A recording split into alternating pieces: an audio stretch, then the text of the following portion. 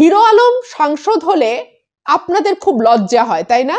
আমি নিজে যে আজকে বড় গলায় হিরো আলমের পাশে দাঁড়াচ্ছি, আমার নিজের কি সেই মানসিক জোর আছে এত ট্রোল, এত হাসাহাসি, এত নেগেটিভিটির মধ্যে মাথা উঁচু করে দাঁড়াবার?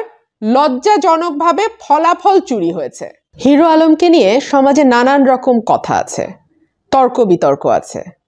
সমাজে এক শ্রেণীর শিক্ষিত মধ্যবিত্ত সো-কল্ড কালচার্ড ক্লাস আছেন যারা হিরো আলমকে নিতে পারেন না। আপনারা একবার চিন্তা করে দেখুন তো, হিরো আলমকে গড গিফটেড যে জিনিসগুলোর কথা আমরা বলি, পরিবার বলেন, অর্থকড়ি বলেন, গ্রুপ বলেন, মেধা বলেন, মেধা অবশ্য ওনার আছে, আমি সেই ব্যাপারে কথা বলবো না, অন্যান্য যে গড গিফটেড জিনিসগুলোর কথা আমরা বলি তার কোনোটা কিন্তু তাকে দেয়া হয়নি। তিনি অবিশ্রান্ত পরিশ্রম করেছেন, তিনি দিনের পর দিন মানুষের নানান ট্রোলের শিকার হয়েছেন, হাসাহাসির শিকার হয়েছেন, নানাভাবে তাকে দমিয়ে রাখবার চেষ্টা করা হয়েছে, তুচ্ছ তাচ্ছিল্য করা হয়েছে, সমাজের নানা স্তর থেকে চোখে আঙুল দিয়ে তাকে বুঝিয়ে দেবার চেষ্টা করা হয়েছে যে তার কাজের পরিধি আসলে কতটুকু, তিনি কতটুকু কাজ করতে পারেন, ইত্যাদি ইত্যাদি। তার মতন অবস্থায় আমরা কেউ পড়লে বহু আগেই দমে যেতাম। আপনি বুকে হাত দিয়ে বলেন তো, আজকে আপনি যারা আমার ভিডিওটা শুনছেন, আপনারা কয়জন পারতেন হিরো আলমের মতন এত নেগেটিভিটিকে ডিল করতে? প্রতি মুহূর্তে ট্রোলের শিকার হয়ে, প্রতি মুহূর্তে মানুষের তাচ্ছিল্যের শিকার হয়ে, প্রতি মুহূর্তে মানুষের অবজ্ঞার শিকার হয়ে কয়জন পারতেন তার লক্ষ্যে স্থির থাকতে? পারতেন না। আমি বলছি, ডিপ্রেশনের ওষুধ খেতে হতো, ডাক্তারের কাছে যেতে হতো, পেশা পরিবর্তন করে অন্য কিছু করা শুরু করতেন, মুখ লুকিয়ে চলতেন, মানুষের সমাজে মুখ দেখাতেন না। আপনারা বেশিরভাগই তাই। আমি নিজে যে আজকে বড় গলায় হিরো আলমের পাশে দাঁড়াচ্ছি, আমার নিজের কি সেই মানসিক জোর আছে এত ট্রোল, এত হাসাহাসি, এত নেগেটিভিটির মধ্যে মাথা উঁচু করে দাঁড়াবার? আজকে প্রথম আলোতে তার একটা ইন্টারভিউ ছাপা হয়েছে, সেখানে তিনি বগুড়া 4 এবং 6 আসন সম্পর্কে তার অভিজ্ঞতার কথা বলছিলেন। তিনি বলছিলেন যে শুরু থেকে 2 আসনে ভোটের মাঠ চাঙ্গা ছিল, কিন্তু বগুড়া 6 আসনে ভোট শুরুর পর চিত্র পাল্টে যায়। অনেক কেন্দ্র দখল করা হয়, আমার নির্বাচনী এজেন্টদের বের করে দেয়া হয়, মারধর করা হয়, রিটার্নিং কর্মকর্তাকে অভিযোগ করেও কোনো প্রতিকার পাওয়া যায়নি। সার্বিক পরিস্থিতিতে বগুড়া সদরে জয়ের আশা আমাকে বাদ দিতে হয়েছে।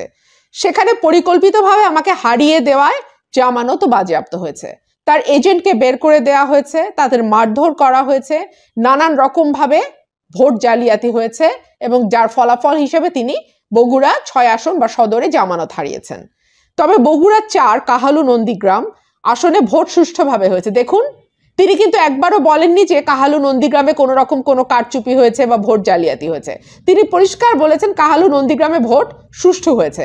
তো ভোট সুষ্ঠু হলে তিনি হারলেন কেন? সেই হারাটা কিন্তু মর্মান্তিক।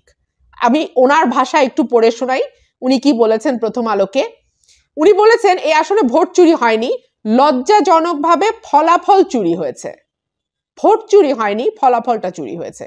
ভোটাররা স্বতঃস্ফূর্তভাবে কেন্দ্রে গিয়ে আমাকে বিপুল ভোট দিয়েছেন, কিন্তু তথাকথিত শিক্ষিত কর্মকর্তারা আমার মতন অশিক্ষিত মূর্খ ছেলেকে স্যার ডাকতে হবে, এতে তাদের মান সম্মান থাকবে না। শুধু এই কারণে মুহূর্তের মধ্যে ফলাফল পাল্টে দিয়েছেন। এবং এখানে তিনি যেটা অভিযোগ করেছেন সেটা হচ্ছে যে কেন্দ্র ছিল 1 থেকে 49 পর্যন্ত, এর মধ্যে 1 থেকে 39 পর্যন্ত কেন্দ্রের ফলাফল খুব সুষ্ঠুভাবে ঘোষণা করা হয় এবং 1 থেকে 39 পর্যন্ত কেন্দ্রের যে ফলাফল ছিল তাতে হিরো আলম এগিয়ে থাকেন এবং তিনি জয়লাভ করেন 1 থেকে 39 পর্যন্ত।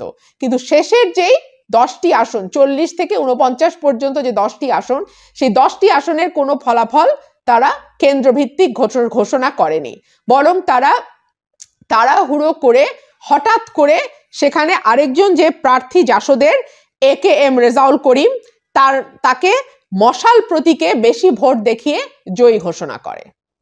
হিরো আলম কিন্তু পারলে এখানেই থেমে যেতে পারতেন, আর কেউ হলে হয়তো এখানেই থেমে যেত, কিন্তু না, তিনি দৃঢ়ভাবে বলেছেন তিনি হাইকোর্টে যাবেন, তিনি মামলা করবেন এবং তিনি দেখে নেবেন যে এই ফলাফলে আসলে কি ধরনের কারচুপি হয়েছে। হিরো আলমের সাংসদ হওয়া নিয়ে এক ধরনের নাক সিটকানো ভাব আছে কালচার্ড মধ্যবিত্তের। তারা ভাবে এই জায়গাটা কেবলমাত্র তাদের দখলেই থাকবার কথা। জায়গাটা কি আসলেই তাদের দখলে আছে? 3.5 বছর তো পার করলাম সংসদে, ব্যাংক চোর, টাকা পাচারকারী, লুটেরা, মন্দরিন আছে যাদের নামে, এই ধরনের অসংখ্য ব্যবসায়ী দেখা মিলেছে আমার।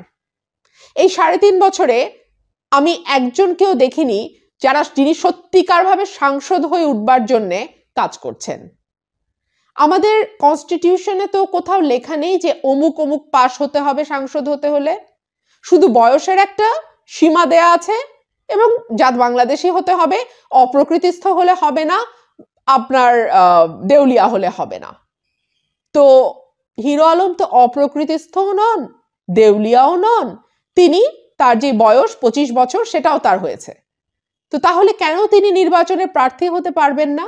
কেন তাকে হারিয়ে দেয়া হবে? হিরো আলম সাংসদ হলে আপনাদের খুব লজ্জা হয়, তাই না? আর হিরো আলমকে হারিয়ে দেয়া হলো যে লজ্জাজনক ভাবে, শুধুমাত্র কালচার্ড মধ্যবিত্ত শ্রেণীর মন রক্ষার জন্যে, সেটা লজ্জাস্কর হলো না? তাকে যে চুরি করে হারালেন সেটা লজ্জাস্কর হলো না?